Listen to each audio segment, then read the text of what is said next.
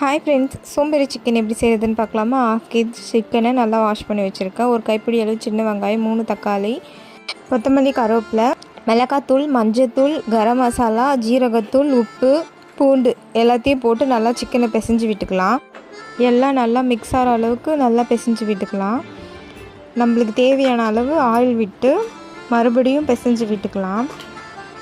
தக்காளி எல்லாம் நல்லா பிசைஞ்சு விட்டு நெக்ஸ்ட்டு அடுப்பு பற்ற வச்சு இந்த கடாயை அடுப்பு மேலே வச்சு லைட்டாக எண்ணெய் ஊற்றி மூடி போட்டு 5 நிமிஷம் விட்டால் சிக்கனில் இருக்க தண்ணிலாம் வந்துடும்.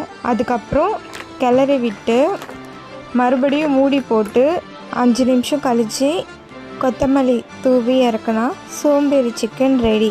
இந்த ரெசிபி இப்படி பிடிச்சிருந்தா நீங்களும் ட்ரை பண்ணி பாருங்கள். இந்த வீடியோ உங்களுக்கு பிடிச்சிருந்தா சப்ஸ்கிரைப், லைக், ஷேர் பண்ணி சப்போர்ட் பண்ணுங்கள் ஃப்ரெண்ட்ஸ்.